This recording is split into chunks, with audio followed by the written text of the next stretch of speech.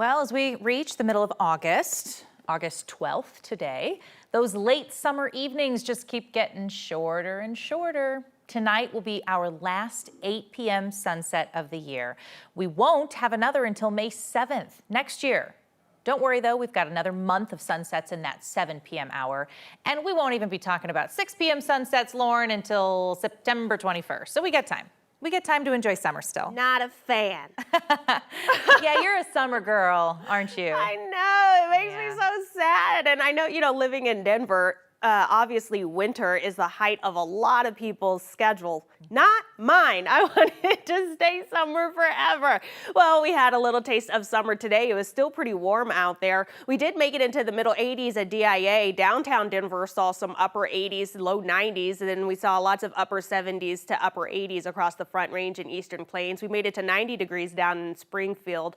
In the high country, we saw highs in the 60s and 70s and then low 90s out west in Grand Junction. Now, of course, temperatures starting to cool down, but just a tad bit. We're going to wait for the sun to fully set before we really see any changes. So we're still in the low 80s at DIA. A lot of the Front Range and Eastern Plains still in the lower to middle 80s. And we're seeing those 50s, 60s, 70s in the high country, low 90s out west. Monitoring our HD Doppler radar, we've been seeing so much moisture moving from the Gulf of Mexico there, and that's been pushing in these very scattered but brief thunderstorms we've been seeing the last few days. We even saw some across the urban corridor into the foothills and high country, but where we're seeing the strongest storms is exactly where we expected these to fall. This is going to be the southeastern corner of the state where we do have severe thunderstorm watches in effect. These storms are likely to put in to drop some ping pong sized hail. We're going to see 70-mile-per-hour wind gusts, lots of lightning, of course, and the affected counties are going to be Baca, Bent, and Prowers counties all the way through around 10 o'clock this evening. Now, as we take a look at our severe weather outlook here, again, the same area is under a slight risk for severe weather, but other areas of the plains are under a marginal risk for severe weather. So we're just going to watch for these storms to drop some heavy downpours and strong winds, maybe some pea-sized hail. As we take a look at our future cast through the rest of the evening, all of these storms push out, even the stronger storms across the southeastern corner of the state. We wake up tomorrow, more sunshine, but cooler weather. We'll actually have a cool front pushing through, dropping our temperatures into the 70s for most of our highs. We're going to watch for some early afternoon scattered showers and storms, mostly west of Denver here, and then later afternoon storms will fall across the southern half of the state before all of that eventually pushes out. So as far as severe weather is concerned for tomorrow, just the far southeastern corner of the state will be under a marginal risk. The southern half of Colorado will be under general thunderstorm risk. Denver and the northern half of Colorado not under any sort of risk at all.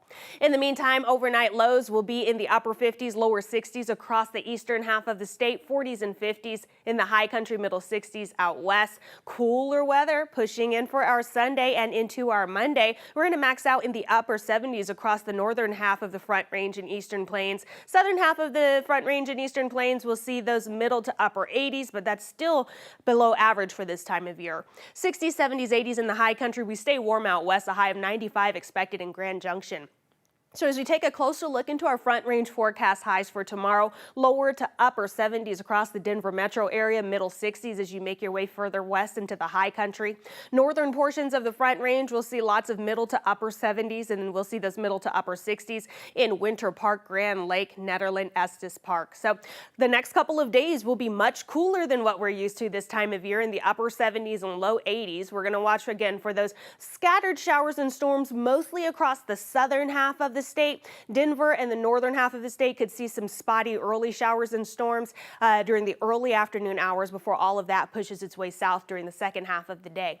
As we move into the next work week, we start our Monday cool and sunny, but those temperatures quickly rebound under all of this dry sunshine we're going to have. Temperatures back in the lower 90s as we go through most of next week, middle 90s by next Friday and Saturday.